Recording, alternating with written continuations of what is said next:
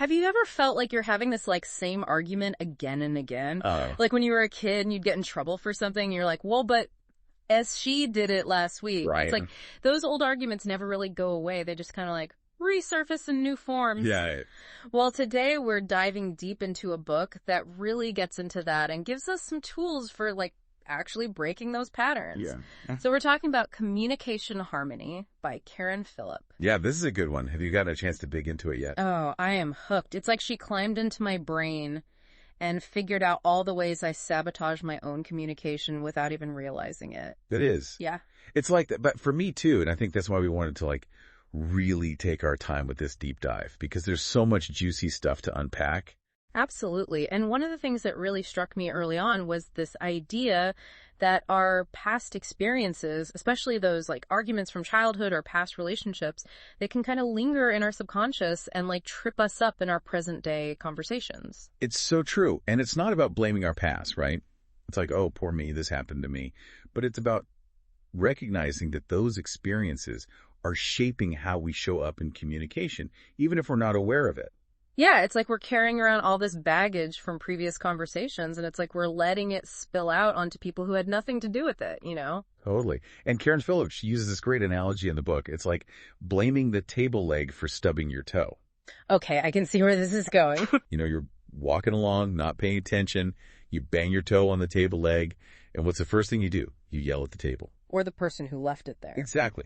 It's not the table's fault, right? But in that moment, it's easier to lash out at something external than it is to take responsibility for our own lack of awareness.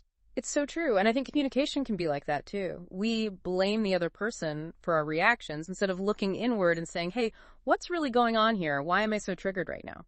Right, because that table leg or that comment that sets you off, it's like it's just an inanimate object. It's neutral until we assign meaning to it. And that meaning often comes from our past experiences. That is such a good point. So, like, how do we start to, like, unpack that baggage? Because I know I've got some communication gremlins lurking in my subconscious. Well, the first step is awareness, right?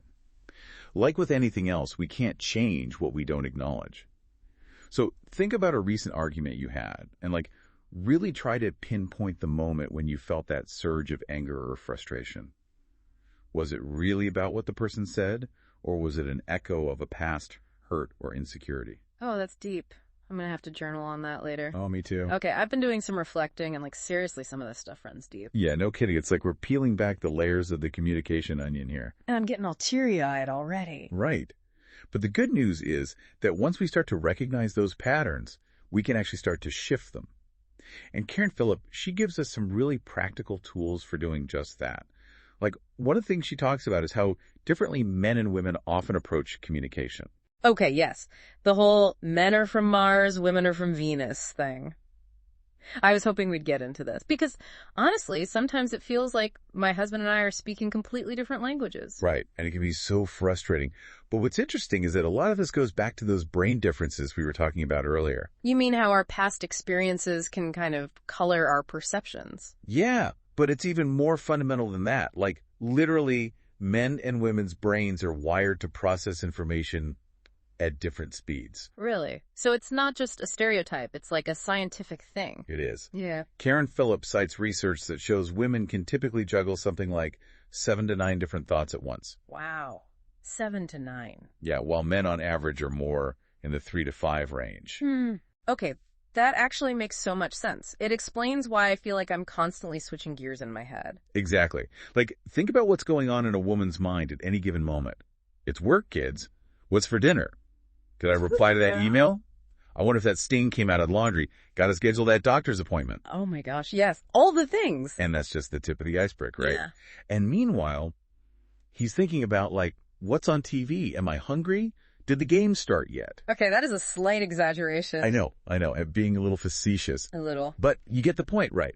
It's not that men aren't capable of handling multiple thoughts. It's just that their brains are often more naturally wired for focus and compartmentalization. So, like, while I'm over here trying to have a conversation about our relationship, he's, like, still processing the fact that we're out of milk.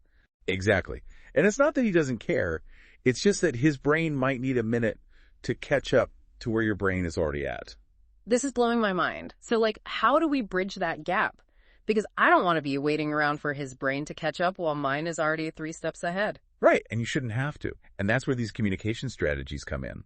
Like, one of the things Karen Phillip emphasizes is the importance of being direct and to the point with men. Like, instead of hinting around or expecting them to read between the lines, just come right out and say what you need or what you're feeling. So, like, instead of saying, oh, it'd be nice if we could spend more quality time together, I would say, hey, can we block off Sunday afternoon for a date? No phones, no distractions, just us. Exactly. Be specific, be clear, and don't be afraid to ask for what you need. Okay, that makes so much sense. It's like we need to learn how to speak each other's language, right? But it's not just about understanding the differences between men and women. It's about recognizing that everyone communicates differently. Exactly. And that's where this whole idea of power words comes in. Have you gotten to that part in the book yet? I have, and I have to admit, I was a little skeptical at first, but the more I thought about it, the more I realized how powerful those simple words can be. So, are these power words like magic spells or something? Because sign me up for that. No, right? It almost feels like that sometimes. Yeah. Because they can really shift the energy of a conversation. But it's not about magic. It's about the psychology behind them. Okay, so spill the tea. What are these powerful words? The first one is surprisingly simple. It's just yes.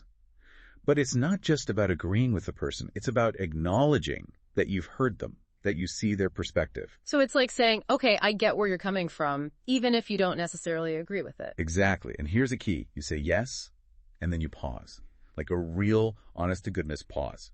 Maybe even count to 2 in your head. Ooh, that pause feels powerful. It's like you're creating space for what they said to really sink in. Yes. It gives both of you a moment to breathe, to get out of that fight or flight mode, and then from that calmer space, you can actually start to have a productive conversation. Okay, I'm into it. What's the next power word? I'm sorry. Ooh, that one feels a little trickier. Isn't saying I'm sorry like admitting you were wrong? And sometimes, I don't know about you, but sometimes I'm not wrong, you know? Oh, absolutely. And this is where the nuance comes in. When Karen Phillip talks about using I'm sorry, she's not talking about taking the blame for everything. It's more about acknowledging the other person's feelings, even if you don't fully understand them or agree with them. So it's like saying, I'm sorry you're feeling this way, without necessarily saying, I'm sorry I caused you to feel this way. Exactly. It's about empathy. And again, the pause after you say, I'm sorry, is crucial. It amplifies that empathy. It's like you're saying, I see you, I hear you, I'm here with you in this moment. Okay, this is making me rethink all my past arguments. All right, what's the third power word? Thank you. Thank you, as in thank you for yelling at me. Well, maybe not in those exact words, but the idea is to find something genuine to be thankful for, even in the midst of a disagreement. It could be as simple as, thank you for sharing your feelings with me, or thank you for being honest about how you're feeling. Okay, I can see how that would be disarming. It's like you're choosing to focus on the positive intention behind their words, even if the delivery needs a little work. Right, because chances are, even if someone is coming at you in a not-so-great way, there's a deeper need or desire driving that behavior. Like maybe they just want to feel heard or validated or understood. This is so eye-opening. I feel like I'm learning a whole new language. Me too. And the best part is that these are just a few of the many tools and techniques Karen Phillip outlines in the book. There's so much more to explore, like that whole section on neuro-linguistic programming, NLP. Oh yeah, that's a whole other deep dive right there. But basically, NLP is all about understanding how our brains process information and how we can use that knowledge to communicate more effectively, right? Exactly. It's like learning the secret code to how people think. And one of the things Karen Phillip focuses on is how our eye movements can actually reveal a lot about our thinking styles. Wait, really? Are you saying we can tell what someone's thinking just by looking at their eyes? Because I've seen enough spy movies to know where that leads. Well, it's not quite mind reading, but our eyes do tend to move in certain directions depending on how we're accessing information. Like, if someone's remembering something they saw, they might look up and to the right. And if they're remembering something they heard, they might look to the side. You got it. And the book even has this cool chart that shows you all the different eye movement patterns and what they might mean. Oh, we should post that on our social media. Totally. It's super fascinating. This is blowing my mind. Okay, so say you notice someone's eyes darting up to the right a lot. What do you do with that information? Well, it might suggest that they're a more visual person, someone who connects with imagery and visual language. So instead of just telling them something, you might try showing them a picture or using more descriptive language that helps them create a picture in their mind. So it's like you're tailoring your communication style to match their thinking style. That's brilliant. It is, and it's amazing how much more receptive people can be when they feel like you're speaking their language on a deeper level. This has been such an incredible deep dive. I feel like I've learned so much about myself, about how I communicate, and about all the subtle ways we can improve our connections with others. Me too. It's like Karen Phillip has given us this amazing toolkit for navigating the often tricky waters of human communication. Absolutely. And the best part is that this is an ongoing journey. There's always more to learn, more to explore, and more ways to deepen our understanding of ourselves and others. Okay. So to all our amazing listeners out there, keep those conversations flowing, keep asking those tough questions, and most importantly, keep listening with open hearts and minds. Until next time, happy communicating.